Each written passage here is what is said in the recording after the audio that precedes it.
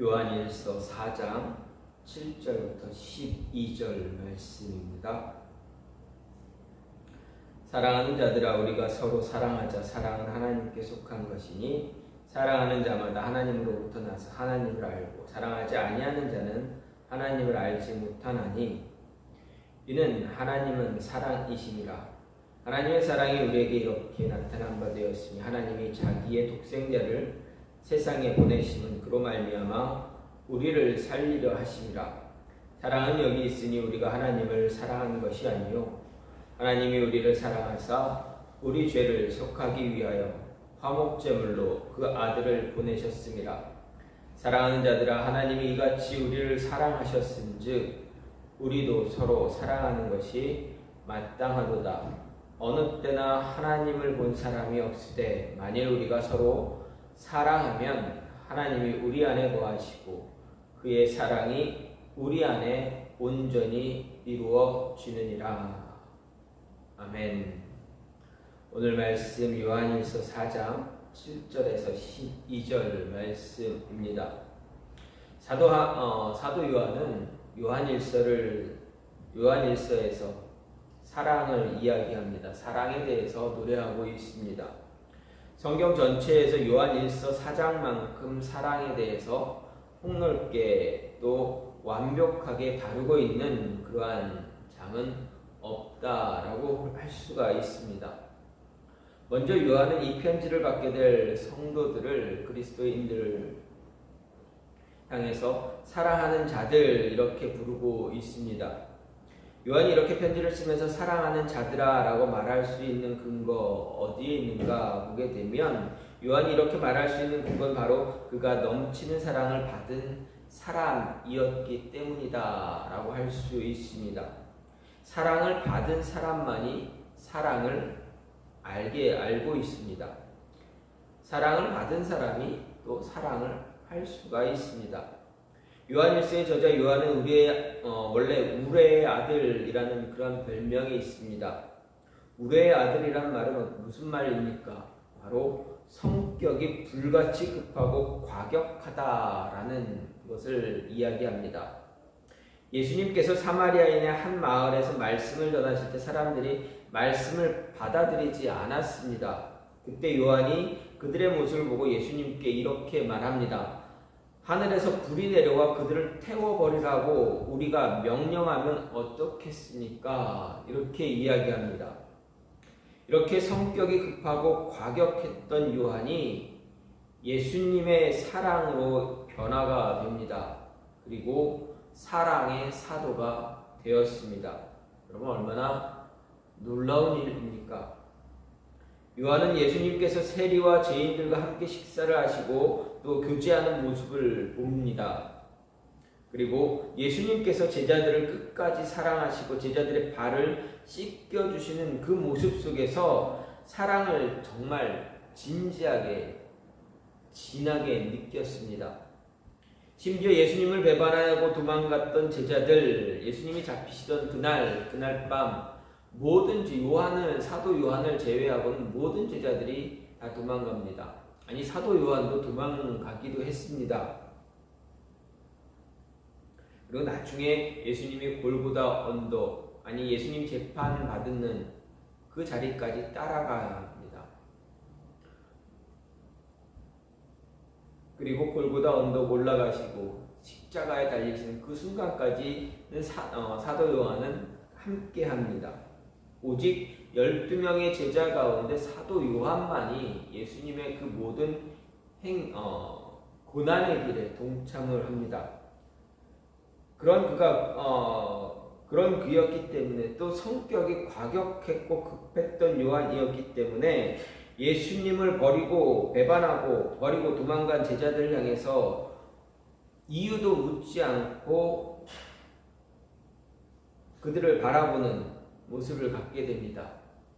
그들에게 그 무엇 하나 질타하지 않습니다. 왜 예수님을 떠나갔느냐, 왜 도망갔느냐 뭐라 하지 않습니다. 이유가 무엇입니까? 그동안 예수님과 함께 지내면서 예수님의 사랑을 받았기 때문입니다.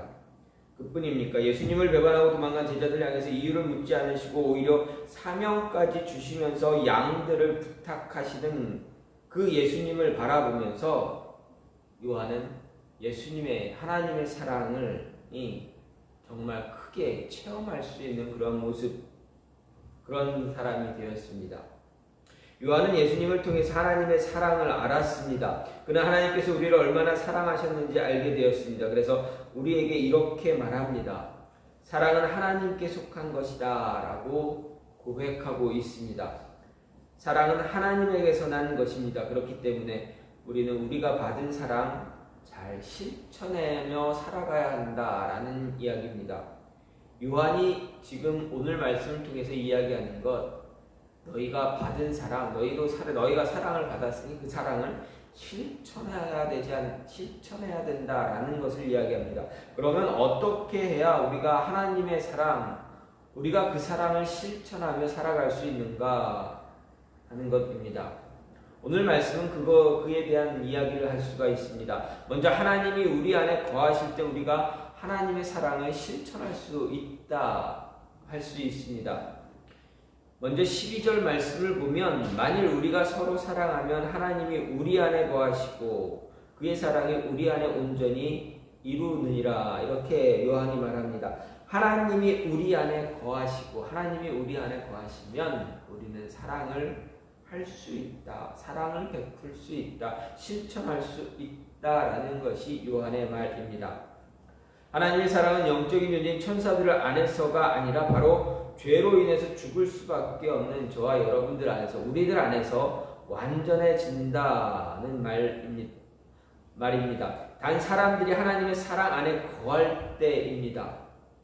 하나님은 자신이 보이신 사랑의 근거에서 우리에게 서로 사랑하라 말합니다. 하나님의 사랑은 단지 신적인 속성으로만 머물러 있거나 역사적으로 예수님을 세상에 보내신 데서 끝나지 않습니다. 사랑이신 하나님은 아직도 우리를 사랑하고 계시고 우리에게 서로 사랑함으로 자신의 사랑을 완전하게 이루라고 말하고 있습니다. 마태복음 18장 23절에서 35절 말씀을 보면 무자비한 종에 대한 비유가 나옵니다. 어떤 임금 앞에서 회개해야 할 종이 있었습니다. 그는 1만 달란트를 빚졌습니다. 그러나 어떻습니까? 갚을 능력이 있습니까? 없습니까? 그는 갚을 능력이 없었습니다. 그래서 그는 자신이 가진 모든 소유를 팔고 빚을 갚아야만 했습니다. 그래도 부족합니다. 그래서 임금에게 말합니다. 부탁합니다. 간구합니다. 시간 좀 달라. 이러한 처지에 놓인 종을 임금이 어떻게 합니까? 그를 감옥에 가둡니까? 그렇지 않습니다. 불쌍히 여겨서 어떻게 합니까? 그 빚을 다 탕감해 줍니다. 하지만 이 빚진 자는 집으로 가다가 자신에게 100데나리온 빚진 동관의 목을 잡고 무엇라 이야기입니까? 빚을 갚으라고 재촉합니다. 돈 갚으라고 재촉합니다. 그때 동관이 무엇라 이야기합니까? 나에게 시간 좀 달라, 여유를 달라 부탁합니다. 간절히 간구합니다. 조금만 참아달라 비빕니다. 그런데 어떻습니까? 소용이 없었습니다. 이 무자비한 종은 자신의 동관의 목을 붙잡고 강요하면서 끝내 어떻게 합니까? 감옥에 그를 가둡니다. 하나님은 예수님을 통해서 우리에 대한 사랑을 보여주셨습니다. 하나님의 사랑을 받은 우리가 그 사랑을 실천하지 않는다면 우리는 무자비한 종과 별반 차이가 없습니다. 다를 것이 하나도 없습니다. 우리가 이 무자비한 종과 다른 한 가지는 우리 안에 하나님이 거하신다라는 이야기입니다. 하나님이 우리 안에 거하실 때 우리 안에서 역사하신 하나님이 여기 우리로 하여금 하나님의 사랑을 실천할 수 있게 만들어 주십니다. 우리가 사랑을 삶에 실천하지 않고는 우리의 마음 한구석에 언제나 불편함을 갖게 하신다는 말씀입니다. 그 불편한 마음이 바로 우리로 하여금 하나님의 사랑을 실천할 수 있도록 만드는 계기가 됩니다. 임금 대신 하나님은 무자비한 종에게 1만 달란트 탕감해 주시면서 너도 가서 이렇게 하라 라고 하신 것입니다. 이렇게 명령을 한 것입니다. 내가 너에게 보여준 이 사랑 너도 실천해서 삶에서 실천하면서 살아라. 암묵적으로 명령을 하신 것입니다. 하지만 이 무자비한 종에게는 하나님의 마음이 있었습니까? 없었습니까? 그에게는 하나님의 마음이 없었습니다.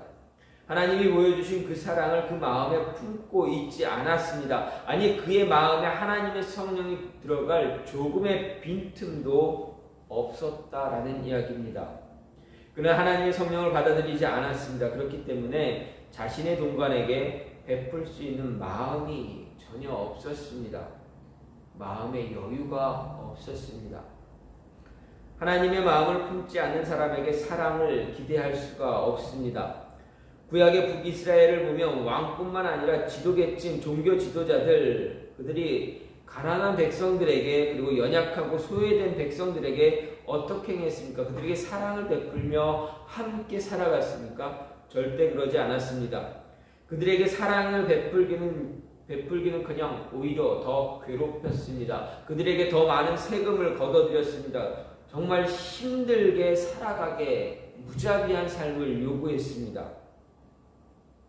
마치 임금에게 자신의 빚을 탕감받았지만 자신의 동관에게는 자비를 베풀 줄 몰랐던 그런 무자비한 종처럼 그렇게 행했습니다. 그들이 그런 삶을 살게 된 이유 무엇입니까? 그 이유는 분명합니다. 그들에게 하나님이 없었기 때문에 그렇습니다.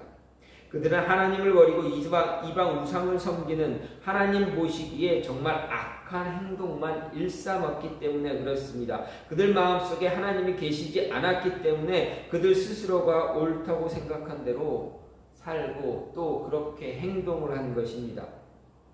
이런 일들은 단지 북이스라엘 시대에만 있었던 것이 아닙니다. 구약 성경을 보게 되면 그 이전 시대에도 사사기 시대에도 그런 모습이 있었고 그 이전에도 분명히 존재했습니다.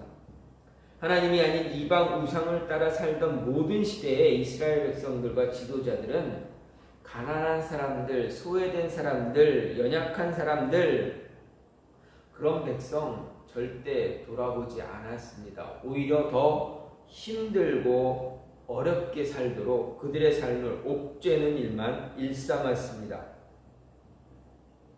그래서 그들의 삶에서는 사랑을 찾아볼 수가 없었다라는 말씀입니다. 하나님이 마음에 하나님이 안 계시면, 하나님의 성령이 안 계시면 사랑을 베풀 수가 없다라는 이야기입니다. 그것은 우리도 마찬가지, 저와 여러분도 마찬가지입니다. 우리 마음속에 하나님이 거하시지 않으면 우리는 사랑을 베풀 수가 없습니다. 하나님이 거하셔야, 하나님의 영이 우리 안에 거하셔야 우리가 사랑을 베풀며 살아갈 수가 있습니다. 어떻게 해야 됩니까? 그럼 우리 안에 하나님, 우리와 내 마음에 임재해달라고, 나와 함께 해달라고 우리는 끊임없이 기도하며 간구해야 합니다. 물론 하나님의 영, 성령께서는 우리 안에 이미 함께 하십니다.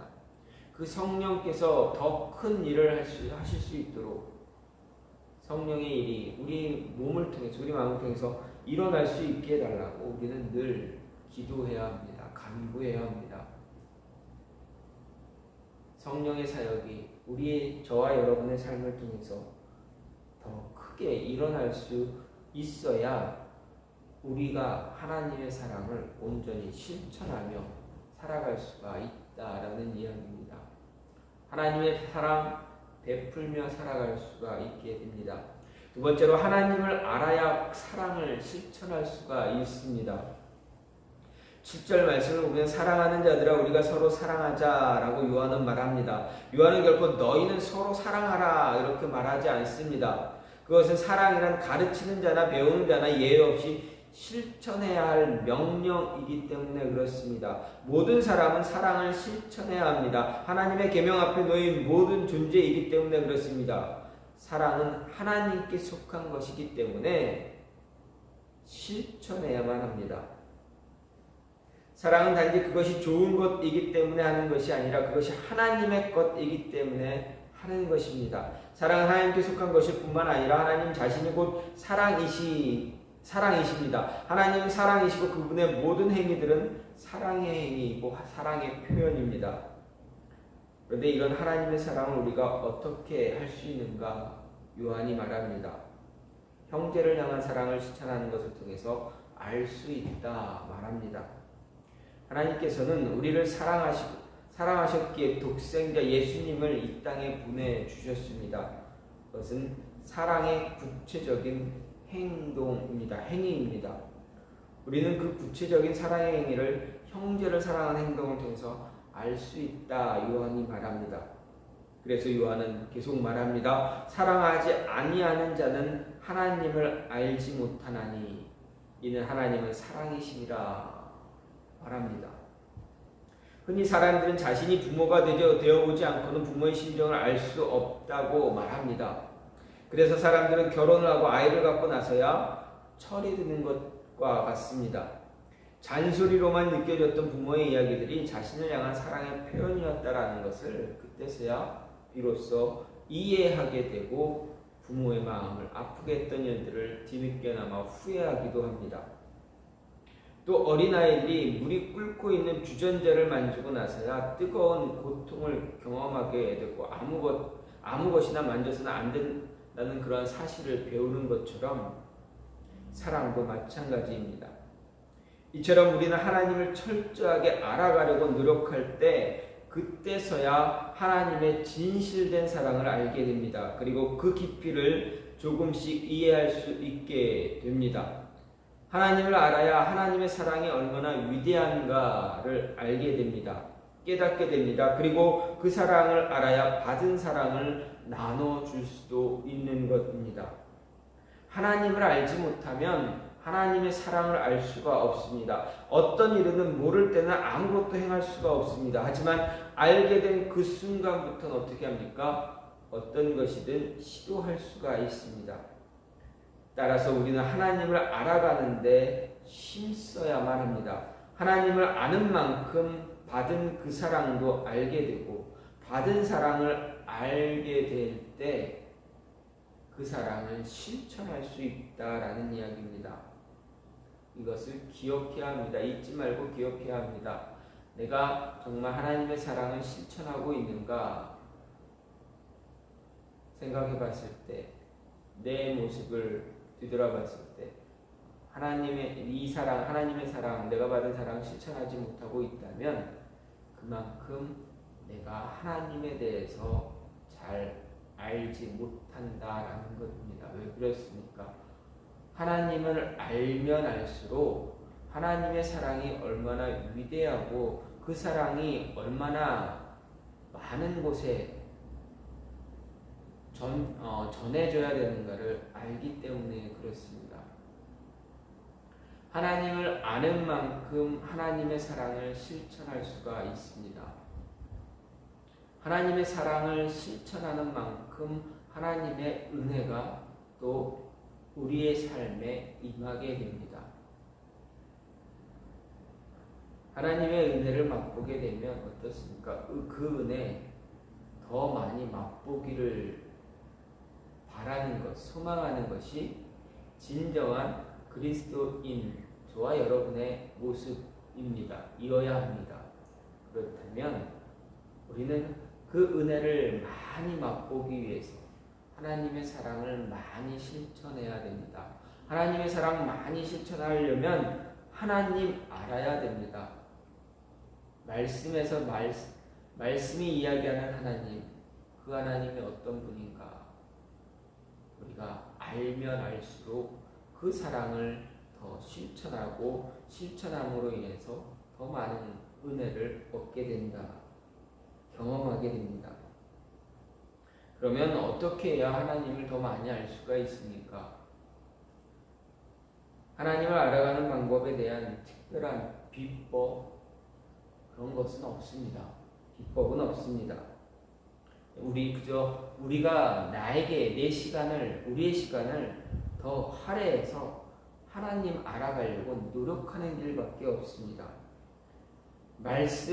그동안 말씀을 묵상하지 못했다면 말씀을 묵상하면 됩니다. 더 많은 시간, 내 시간을 투자해서 나에게 주어진 시간을 투자해서 하나님 말씀 묵상하면서 그 말씀의 뜻을 헤아릴 수 있게 해달라고 기도하면서 하나님께 나아가는 그 모습을 갖게 되면 하나님 알게 됩니다. 하나님의 의지, 하나님의 생각들을 어느 정도 조금씩 더 깨달아 알게 됩니다. 그러면 어떻게 됩니까? 하나님 알게 되고 더 많이 알게 되고 더 많이 아는 만큼 그 사람 실천할 수가 있습니다.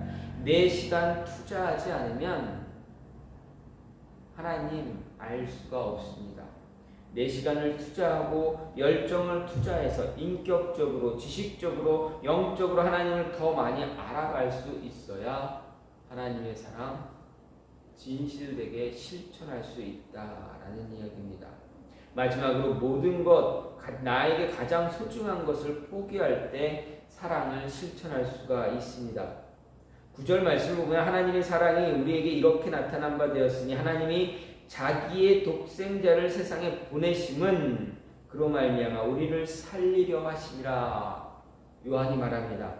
요한이 여기서 우리가 어떻게 사랑해야 하는가 아주 단호하게 말합니다. 그 사랑은 우리에게 있어서 가장 소중한 것을 포기할 수 있는 사랑을 말합니다. 사랑의 근원이 어디입니까? 오직 하나님밖에 없다라고 요한은 말합니다. 그런데 그 사랑의 근원 대신 하나님이 우리에게 보여준 사랑은 모든 것을 다 포기하는 사랑이었습니다. 즉 자신의 가장 소중한 것을 포기하신 사랑입니다. 내려놓으신 그러한 사랑입니다. 성부 하나님의 가장 소중한 것 무엇입니까? 바로 독생자 예수 그리스도입니다. 하나님은 우리를 위해서 예수님을 포기하셨다라는 이야기입니다. 일반적으로 생각할 때 세상에서 가장 소중하다고 생각되는 것 무엇입니까? 그것은 당연히 생명입니다. 보통 일반적인 사람들이 가장 소중하다고 생각하는 그것은 바로 사람의 생명입니다. 생명보다 더 중요한 것이 없습니다. 생명을 살리는 것이 가장 위대한 일입니다. 그렇기 때문에 많은 사람들이 얼마 전에 일어났던 이태원 사고에서 많은 사람들이 죽었다는 사실에 안타까움을 금치 못하고 있습니다. 왜 그렇습니까? 가장 소중한 것을 잃었기 때문에 그렇습니다. 서로가 서로를 보듬어가며 위로하고 있습니다. 자녀를 잃은 부모의 마음 무엇으로도 비교할 수 없습니다. 그렇기 때문에 세상의 모든 부모는 자신의 자녀를 위해 기꺼이 목숨을 내려놓기까지 합니다. 자녀는 자신의 부모를 살리기 위해서 목숨을 내놓을 때 고민하기도 합니다. 하지만 부모는 다릅니다. 자신이 죽는 한이 있더라도 자녀를 살리는 길을 택합니다. 물불을 가리지 않고 어떻게 해서든지 살리는 길을 택합니다. 이것이 바로 부모의 사랑입니다. 그래서 우리가 하나님의 사랑을 말할 때 부모의 사랑과 비교할 때가 자주 있습니다. 왜 그렇습니까? 어떤 대가를 바라는 사랑이 아니기 때문입니다. 하나님의 사랑도 동일합니다. 우리에게 어떤 대가를 바라고 사랑을 베풀어 주시지 않았습니다. 우리에게 어떤 대가를 바라시고 예수님을 세상에 보내시고 십자가에서 우리를 대신해서 죽게 하신 것이 아닙니다. 하나님은 단지 우리를 너무나 사랑하셨기 때문에 예수 그리스도 자신의 외아들을 포기하셨습니다. 포기하고 대신 우리의 생명, 우리의 영혼을 살려주신 것입니다. 그래서 사도 요한은 우리에게 말합니다. 이제 서로 사랑해야 한다. 하나님이 우리를 위해 자신의 아들 예수 그리스도를 세상에 보내신 같이 너희도 너희의 가장 소중한 것을 포기함으로써 서로를 향해 사랑을 실천하라 말하고 있습니다. 그렇습니다. 사랑의 실천은 바로 우리에게 소중한 것을 내려놓는 순간 사랑을 실천할 수가 있습니다. 내 것을 포기할 때 주변 사람들을 돌아볼 수 있게 됩니다.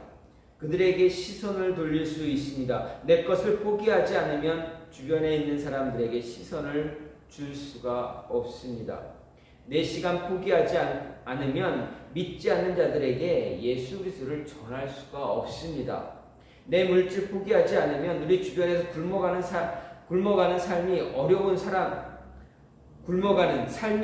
사람들을 향해서 구제의 일을 하지 않습니다.